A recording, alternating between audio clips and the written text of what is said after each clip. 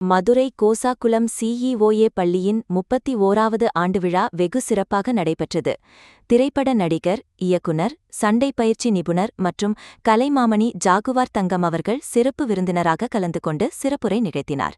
பல்வேறு துறைகள் மற்றும் விளையாட்டுப் போட்டிகளில் வெற்றி பெற்ற மாணவ மாணவிகளுக்கு பரிசுகள், கேடயங்களை வழங்கி வாழ்த்தினார். விழாவில் பள்ளி நிர்வாகிகள், தலைமை ஆசிரியர்கள், மாணவர்கள், பெற்றோர்கள் உட்பட ஏராளமானோர் கலந்து கொண்டனர். முன்னதாக பள்ளி வளாகத்திலுள்ள திருவள்ளுவர் சிலைக்கு சிறப்பு விருந்தினர்கள் மரியாதை செலுத்தினர். ஜாகுவார் தங்கம் தனது சிறப்புரையில் மாணவர்கள் ஒழுக்கத்துடன் நடந்து கொண்ட தாய், தந்தை மற்றும் ஆசிரியர்களுக்கு கட்டுப்பட்டு நடந்தால் வாழ்வில் வெற்றி பெறலாம் என்று அறிவுரை வழங்கினார்.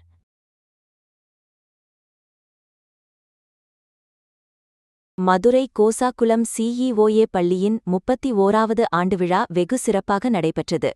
திரைப்பட நடிகர், இயக்குனர், சண்டை பயிற்சி நிபுணர் மற்றும் கலைமாமணி ஜாகுவார் தங்கம் அவர்கள் சிறப்பு விருந்தினராக கலந்து கொண்டு சிறப்புரை நிகழ்த்தினார். பல்வேறு துறைகள் மற்றும் விளையாட்டுப் போட்டிகளில் வெற்றி பெற்ற மாணவ மாணவிகளுக்கு பரிசுகள், கேடயங்களை வழங்கி வாழ்த்தினார். விழாவில் பள்ளி நிர்வாகிகள், தலைமை ஆசிரியர்கள், மாணவர்கள், பெற்றோர்கள் உட்பட ஏராளமானோர் கலந்து கொண்டனர். முன்னதாக பள்ளி வளாகத்திலுள்ள திருவள்ளுவர் சிலைக்கு சிறப்பு விருந்தினர்கள் மரியாதை செலுத்தினர். ஜாகுவார் தங்கம் தனது சிறப்புரையில் மாணவர்கள் ஒழுக்கத்துடன் நடந்து கொண்ட தாய், தந்தை மற்றும் ஆசிரியர்களுக்கு கட்டுப்பட்டு நடந்தால் வாழ்வில் வெற்றி பெறலாம் என்று அறிவுரை வழங்கினார்.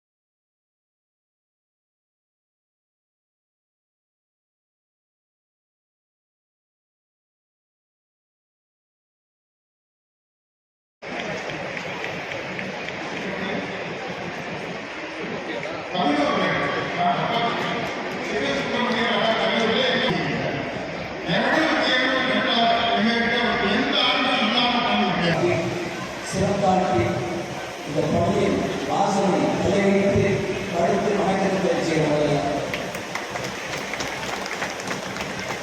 அண்ணாச்சி ராஜா திருமாஸ் அவர்கள் பேசுகிறாங்க. எங்கள் ஊரில் மட்டும் மருந்து போடுறதுலாம், ஆனால் எங்கள் ஊரில் நான் சினிமாவில் ஒரு பிரபாசிக்கிறேன்.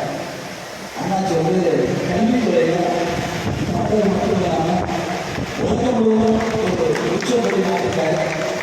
நமக்கு தாமஸ் ஆல்வா எடிசன் தெரியும். அவர் நிறைய அறிவியல் விதமான பரப்புரை நிறைய கண்டுபிடிச்சாரு. அவர் உலகம் முழுவதும் அவர் கொண்டாடுது. தமிழை தனி ஒரு மனிதனாக உலகத்துக்கு புதுமொழியாக அறிவிக்கக்கூடிய ராஜா அவர்களுக்கு ஓங்கி ஒரு கைப்பற்றி கொடுக்கிறார்.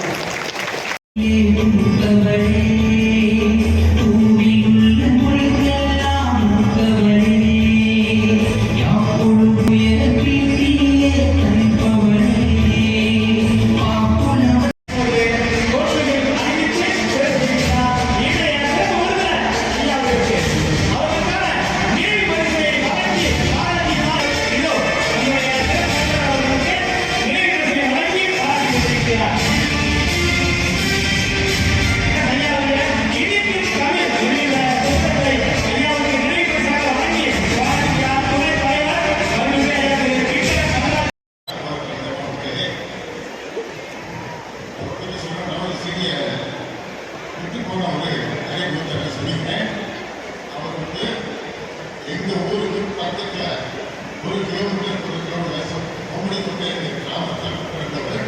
என்னுடைய ஒரு சொந்த குடியிருப்பு, அவருடைய ஊர் கும்படிக்குட்டை. இரண்டும் ஒரே பஞ்சாயத்து எங்கள் அழைப்பு கேட்டு வந்ததற்காக